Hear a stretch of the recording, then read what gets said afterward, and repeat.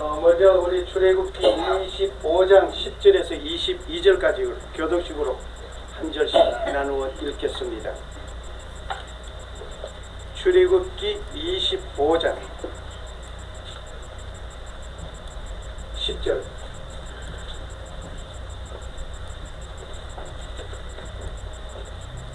출애굽기 25장 10절. 22절은 다 같이 읽겠습니다. 제가 먼저 읽습니다. 그들은 조각목으로 궤를 짓되 장이 2규빗 반, 광이 1규빗 반, 고가 1규빗 반이 되게 하고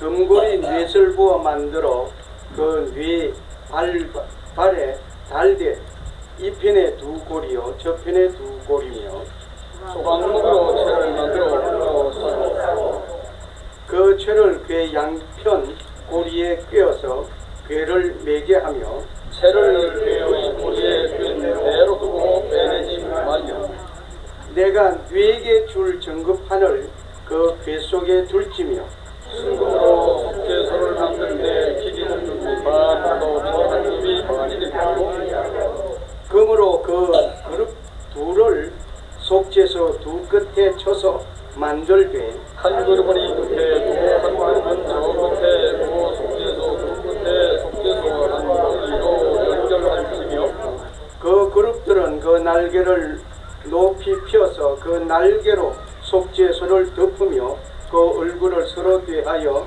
속죄소를 향하게 하고 속죄소를 궤 위에 얹고 궤가 4개를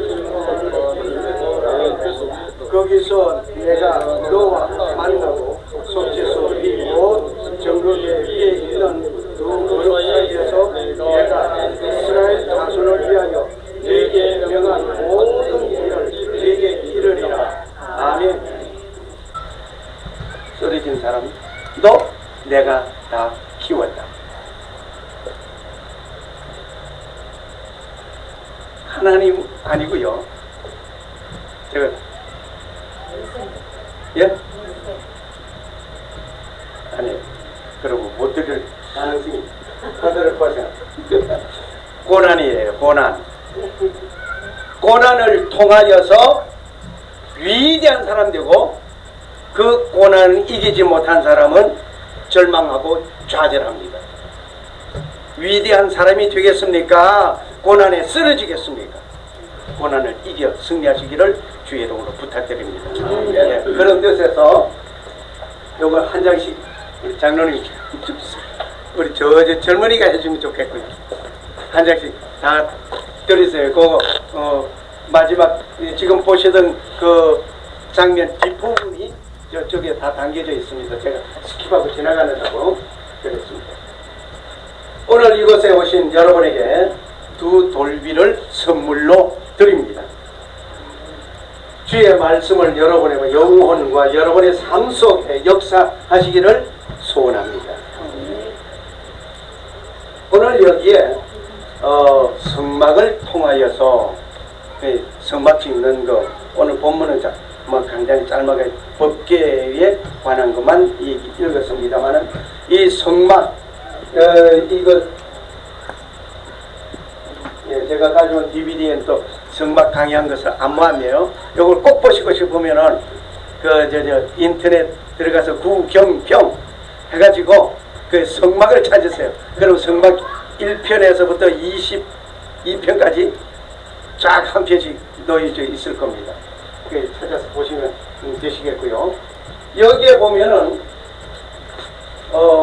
성막은 이렇게 울타리가 쳐져 있는데 딱 동쪽에 문이 하나 있습니다. 문이 딱 동쪽에 하나밖에 없어요. 이 동쪽에 하나 문이 있는데 내가 양의 문이라 예수님께서 설명을 국하게 다 하지 못함을 죄송하게 여깁니다. 그리고 문을 열고 들어가면 제일 먼저 만나는 것이 번제단이에요. 이 번제단은 제사 드리는 거예요. 양을 잡아서 제사 드리는 거예요. 피를 흘리는 것이에요. 이 번제단을 만나서, 그러니까 내가 예수님 만나서 들어가면 먼저 무엇부터 해야 되느냐? 회개 운동부터 이루어져야 돼요. 그리고 우리는 회개하는 거예요. 회개하는. 그러고 나서 우리 물두멍을 만나게 되는데, 물두멍 이제 손 씻고 성막에, 성소에 들어가기 전에 손을 씻는 거예요. 손을 안 씻으면은 성소에 못 들어가요. 그러니까 성소에 들어가기 위해서 손을 씻는다. 예, 우리 큰 잘못도 작은 잘못도 전부 성막들에서 우리는 다 해결하고 성소를 들어가는 거예요. 성소 들어가면은 오른쪽, 여기 성소문인데 그 오른쪽에 떡상이 있고, 떡상 맞은편에 등대가 있고, 그리고 향단에 이 지성소 앞에 휘장이 있는데 그 향단이 있습니다. 떡상, 나는 생명의 떡이라고 그랬거든요, 예수님께서. 그리고 나는 세상의 빛이라고 그랬거든요. 그리고 향단, 기도 말합니다. 이러한 것은 이 우리의 생활 자체가 예수님 생명의 떡을 먹고 또 빛을 비추는 너희는 세상의 빛이라, 내가 너희는 세상의 빛이라고 하셨으니 빛된 생활을 해야 되고, 향단에서 기도, 이 기도가 하늘에 상달되었을 때에 모아서 천사가 냅다 쏟을 때에 내성과 음성과 번개와 지진이 나더라. 응답되는 역사가 일어나는데, 최후의 놀라운 역사, 여러분의 기도는 결코 공중만 진동만 시키는 것이 아니라 하늘 보좌에까지 상달되고 있습니다. 내게 응답이 안 이루어진 것 같지만은 상달되어 모아질 후에 쏟게 됩니다. 그때 놀라운 역사가 빚어지죠. 그러고 나서 이제 여기 이 휘장은 이 성소와 지성소 사이에 가로막혀 있는 이 휘장은 예수님께서 십자가에 못 박혀 돌아가셨을 때의 성소, 성전, 그 휘장은 안에서부터 위로 쫙 찢어졌다. 맞습니까? 예? 제가 좀 고약한 데가 있어요. 아래에서부터 성경을 제대로 읽으신 분은 노면 했을 것이고 성소 휘장이 위에서부터 아래로 찢어졌어요. 아래에서부터 찢어졌다면 누군가가 장난한 거예요. 만약 그렇다고 한다면 난 그 예수 안 믿어요. 위에서부터 찢어졌다는 것은 하나님께서 이제 가려 막혀있는 담을 헐어버리셨다는 얘기예요. 할렐루야. 그렇기 때문에 우리는 이제는 제사장 직분으로서의 하나님과 통하며 생활할 수 있다는, 또 대화할 수 있다는 얘기입니다. 뭐 누구를 통할 거 없어요. 이제 그렇게 들어가서 이제 만나게 되는 게 법궤에 있는데, 이 법궤에 뭐가 있습니까? 법궤 속에 두 개의 돌비가 있고, 아론의 상단 지팡이가 법궤 속에 있습니까? 만나가 있고, 법궤 속에는 만나가 있고, 아론의 두 돌비가 있고, 아론의 쌍난 지팡이가 법궤 속에 있습니까? 아니면은 이게 중구난방한 얘기들이 두 가지가 있어요. 법궤 속에 있다 하는 얘기도 있고, 또 법궤 앞에 있다는 얘기가 있습니다. 그러네, 법궤 속에 있다는 얘기는 잘못된 얘기입니다. 법궤 앞에 있어요. 뭐 그 구체적인 것은 여기서 다 얘기를 못하고 지나가는 것 죄송하게 여깁니다. 오늘 조금 심층해 보고자 하는 것은 이 법궤에 관해서 조금 생각해 보고자 합니다. 그래서 두 돌비를 제가 선물로 드렸습니다. 문은 29개예요. 10m예요. 10m. 그리고 성막이 150m, 길이가 50m, 그리고 폭이 25m, 뭐 이런 구체적으로 있는 건데 다 설명하고 있지 않겠습니다. 그래서 지나가겠습니다. 그런데 중요한 것은 이 십자가를 유의해 보시기 바랍니다. 먼저 딱 들어서면 성소에 들어가려고 먼저 들어가면 뭐가 있습니까? 여기 문이 있죠? 문 열고 들어갔어요. 번제단 있죠? 번제단 다음에 물두멍이 있습니다. 들어가서 오른쪽에 떡상이 있습니다. 맞은편에 등대가 있습니다. 그리고 향단이 있고 그리고 법궤가 있습니다. 이 위치가 일직선에서 뭐 이렇게 이제 볼 수 있는데 이것이 십자가입니다. 이미 성막을 짓게 하신 하나님께서는 예수님께서 십자가에서 돌아가실 것까지 다 그려놓으신 거예요. 그러니까 어쩔 수 없이 예수님 십자가 져야 돼요. 아버지요, 이 잔을 내게서 지나가게 하옵소서. 세상에 한번 생각해 보세요. 내가 지금 제자 3년 동안 키운 그 제자에게 배신당해서 버림을 당해서 팔려간다는 것만 생각해도 억울할 텐데 거기에다가 십자가에서 매달린다 생각하니 얼마나 억울하고 그냥 분하겠어요. 예수님께서 저는 나를 팔려서기다 하는 것을 알고 제자로 삼았을까요? 모르고 제자를 삼았을까요? 예? 세상에 알고 그 제자를 삼겠어요? 몰랐으니까 살았겠죠. 그죠? 아니요. 예수님께서 이미 제자를 뽑을 때 저 녀석은 배신하고 나갈 거라는 걸 알았어요. 그런데 제자로 삼았어요. 왜? 그래야 성경이 이루어지니까. 할렐루야. 자, 이러한 가운데서 십자가를 지신 예수님 우리는 생각해 봅니다. 이미 성막을 짓게 하신 하나님께서 십자가까지 그려놓았다는 것을 우리는 생각하면서 다시 한번 조명해 봅니다. 세워졌던 것은 뉘어놓고 한번 보았습니다. 이 법궤 먹어보고 수박이 이렇다 물이 많고 빨간 물에 단맛도 있고 어쩌고 아무리 설명해도 먹어보지 않은 사람은 설탕물로 생각할 수 있을 거예요. 그러니까 먹어봐. 우리 만나 먹어볼 일은 없을 거예요.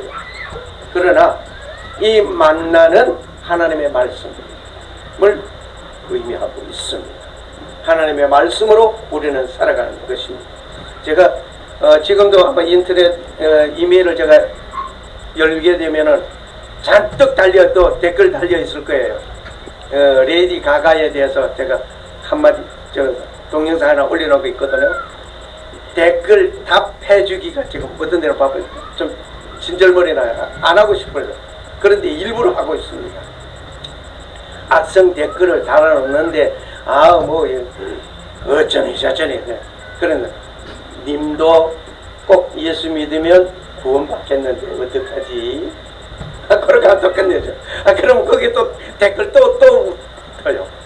그러다가 내가 한 번은 예수님 소리를 안 하고 예수 그리스도가 이제 이렇게 했거든요. 그랬더니 이 사람 님자 쓸 줄 몰라? 그래서 너는 꼭 깔쿠린 같이 생긴 사람이라고 싶어서 색안경을 쓰고 파란 색안경을 쓰고 네가 무지개를 쳐다보면 모두가 무지개를 안 보여. 그래 색안경 벗어. 한 번씩 비꼬아줍니다. 지금 보약해요 지금. 그러한 가운데 있는데 우리가 이 만날 하나님의 말씀을 내가 먹어본 사람 아니고는 그 맛을 알 수가 없습니다. 어떤 사람은 물 위로 걸어갔다가는 예수님이 기적적인 거죠. 그거 할 수 있지. 왼발 빠지기 전에 오른발 얼른 옮겨놓고 오른발 빠지기 전에 왼발 옮겨놓으면 되지. 이론상으로 100% 오케이. 그런데 빠지기 전에 옮길 수 있는 능력이 있느냐 이거예요. 그 예수님은 그렇게 빠지기 전에 옮겼거든. 그게 기적이에요. 그걸 믿어주는 게 기적이에요. 그걸 믿어주지 못하는 것은 정말 하나님의 말씀을 맛을 모르는 분이에요. 아론의 상 모세가 받은 두 돌비, 이 돌비 두 번 받았어요. 한 번은 모세가 깨트려 버렸어요. 깨트렸는데 하나님께서 너가 깨트린 거 그대로 만들어 가지고 와. 내 내가 하나님 앞에 내가 어떤 실수로 내가 하나님의 말씀을 거역하면 하나님께서 그래 너 안 해? 그만둬. 그러신 하나님 같으면 참 좋겠어요. 하나님은 그러지 않으셔. 너가 깨트려 버린 거 그거 그대로 만들어봐. 모세에게 지시한 거잖아요. 하나님께서 나의 실수를 인정하시기도 하시지만은 그 실수를 하나님 말씀에 비춰서 그대로 진행하십니다. 대표적인 인물 아브라함. 아브라함이 하룻밤 잘못했어요. 하룻밤 잘못했는데 그것이 인류 종말에까지 이루기까지 형제 싸움이 계속됩니다. 이스마엘의 후예가 지금 아랍 그들이에요. 이삭의 후예 형제간 싸움이에요. 지금 그때도 형제간 싸움이 이루어졌죠. 그 형제간 싸움 대표적인 것은 아담 때에 가인과 아벨이 있었고 그 종교적인 싸움이 있었고 그리고 아브라함의 그 아들 가운데 있는 것은 그 다툼. 그래서 쫓겨났죠. 심각한 겁니다. 나의 실수가 그래서 끝나버렸으면 좋은데 후세에 이르기까지 영향을 미칩니다.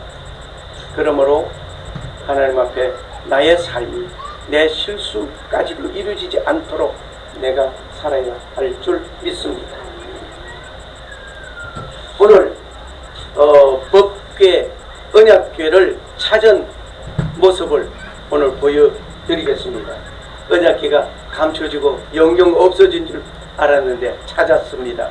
예수님의 그 동정녀 탄생이라고 하는 것도 이 언약궤를 찾은 분이 그것도 찾아놨습니다. 오늘 못 오신 분들에게는 아니 안 오신 분들에게는 억울하고 절통할 것이에요. 그러나 인터넷 들어가서 이걸 보시면은